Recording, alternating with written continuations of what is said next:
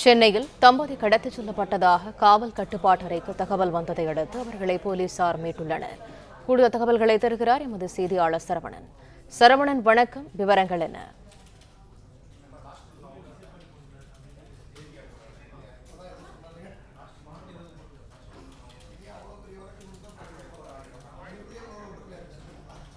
சென்னையில் தம்பதி கடத்திச் செல்லப்பட்டதாக காவல் கட்டுப்பாட்டு அறைக்கு தகவல் வந்ததை அடுத்து அவர்களை போலீசார் மீட்டுள்ளனர்.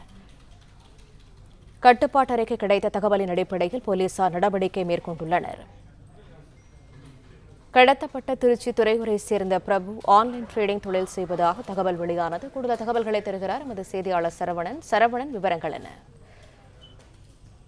திருச்சி மாவட்டம் துறையூரை சேர்ந்தவர் பிரபு. இவர் பெங்களூருவில் வசித்து வந்த போது ஆன்லைன் ட்ரேடிங் தொழிலில் ஈடுபட்டு வந்த பிரபு அங்கிருந்து அவருடைய நண்பர்களிடம் சிறுக சிறுக 40 லட்சம் ரூபாய் பணம் வாங்கியதாகவும் அந்த பணத்தை ட்ரேடிங் தொழிலில் இழந்துவிட்டு அவர் அங்கிருந்து தலைமறைவாகி பிறகு மும்பை, சென்னை என தொடர்ந்து தலைமறைவாக இருந்ததாக கூறப்படுகிறது. இந்த நிலையில பெங்களூருவில் பணத்தை இழந்த அவரது நண்பர்கள் சசிகுமார், உதயகுமார் ஆகியோர் மேலும் 2 பேரை அழைத்துக் கொண்டு சென்னையில் பிரபு பதுங்கி இருக்கக்கூடிய தகவல் தெரிந்து அந்த முகவரியை கண்டுபிடித்து அங்கு வீட்டிற்கு வந்திருக்கிறார்கள்.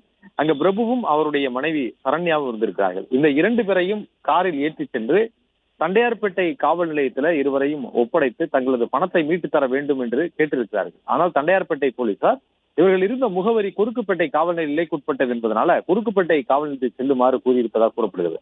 ஆனால் குறுக்குப்பேட்டை காவல் நிலையத்திற்கு கொண்டு செல்லாமல் போலீசாரால் தனக்கு பணம் திருப்பி கிடைக்காது என்று கருதி அந்த 2 பேரையும், கணவன் மனைவி 2 பேரையும் காரிலேயே கடத்தி சென்று ஒரு ஓட்டலில் வைத்திருந்ததாக, கிண்டி பகுதியில் ஒரு ஓட்டலில் வைத்திருந்து பணத்தை கேட்டு மிரட்டியதாக கூறப்படுகிறது. இது தொடர்பாக அந்த பிரபுவினுடைய மனைவி காவல் கட்டுப்பாட்டு அறையை தொடர்பு கொண்டு அதன் அடிப்படையில் போலீசார் அந்த இருவரையும் மீட்டிருக்கிறார்கள். அதன்படி இந்த 4 பேரையும், கடத்தலில் ஈடுபட்ட 4 பேரையும் போலீசார் கைது செய்திருக்கிறார்கள். தகவல்களுக்கு நன்றி சரவணன்.